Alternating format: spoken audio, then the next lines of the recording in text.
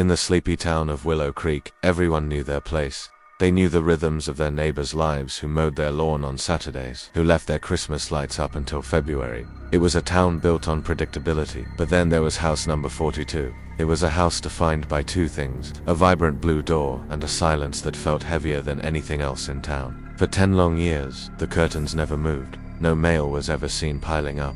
And yet, paradoxically, the lights inside never went out. It was a quiet enigma, a puzzle nobody dared to solve.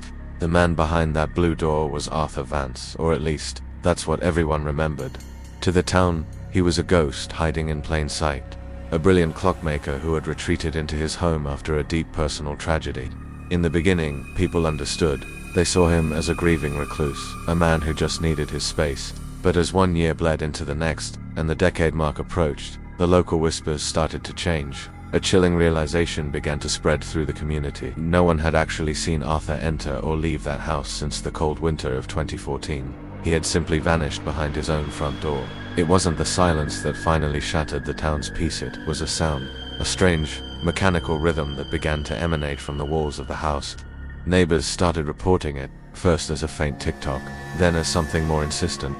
This wasn't the gentle chime of a grandfather clock. It was faster, sharper, and it never, ever stopped. It was as if the house itself had grown a heart, a frantic, metallic heartbeat that was slowly accelerating, keeping the entire block awake with its unnerving pulse. Leo Miller, a local teenager with more curiosity than sense, was the first one to get a look inside. On a dare from his friends, he scaled the rusted perimeter fence one moonless night. He crept through the overgrown yard, his own heart pounding in his chest. He expected to peer through the window and see a hoarder's paradise, or maybe just an empty, dusty shell. But what he saw through a tiny sliver in the heavy drapes made his blood run cold. The entire living room was filled with mirrors, dozens of them, of all shapes and sizes, and they were all angled toward the very center of the room, where a single, empty chair sat, waiting. When Leo stumbled back to his friends and eventually told the police, they were skeptical, to say the least. A room full of mirrors, a ticking house. It sounded like something out of a horror movie, but the ticking had become impossible to ignore. It was no longer a tick, it was a roar, a low-frequency hum that vibrated through the pavement. On a crisp Tuesday morning, Sergeant Marcus Reed stood before that infamous blue door. He knocked, but the sound was completely swallowed by the internal machinery of the house. He called out Arthur's name. Silence. Finally, he reached for the handle, expecting it to be locked. To his surprise, it turned easily. The door hadn't been locked at all. In fact, it had been rigged to swing open at the slightest touch, an invitation into the mystery. Stepping inside was like crossing into another dimension. The temperature immediately dropped 10 degrees, and the air was thick with the strange smell of ozone and old parchment. The hallway stretched before them, its walls covered not with wallpaper, but with thousands of intricate drawings. They were blueprints, pages and pages of them, for something that looked like a machine but was structured like a biological organ. And the ticking sound. In here, it was deafening. It wasn't just in the air. It vibrated up through the floorboards, through the soles of their shoes, and into their very bones. It was the sound of a world running on a different frequency. They followed the sound to its epicenter, the living room. Leo hadn't been lying. Dozens of mirrors, from antique vanities to jagged modern shards, were meticulously positioned to catch every stray beam of light. They all focused on the center of the room, creating a blinding focal point. But Arthur Vance wasn't in the chair. In his place sat a complex brass mechanism, a whirlwind of gears and cogs, spinning with such impossible speed that it appeared as a solid, shimmering golden blur. It was the source of the sound, the mechanical heart of the house. As investigators cautiously moved deeper, they found the kitchen. Unlike the rest of the house, it was pristine, almost sterile. On the clean wooden table lay a series of letters, neatly stacked and addressed to the future inhabitants.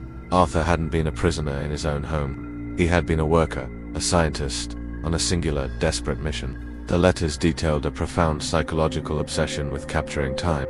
He believed that if he could create a perfect, self-sustaining loop of light and sound, a perpetual motion machine for moments, he could freeze the exact second his wife passed away, trapping it forever and preventing it from ever truly ending. He wasn't trying to turn back time, he was trying to stop it cold. But the biggest question remained: where was Arthur? The mechanical heartbeat seemed to pulse from below, leading them toward a door to the basement. The wooden stairs groaned under their weight as they descended. The deeper they went, the more the house itself seemed to breathe around them. A strange, green glow intensified with every step, revealing a workshop that looked more like a mad scientist's laboratory from the 19th century. Tools were scattered everywhere, but the center of the room was dominated by a massive, heavy steel vault. The vault was the final piece of the puzzle. It was sealed tight, but not with a lock on the outside. It was sealed from the inside. There were no vents, no windows, and no handles to grip.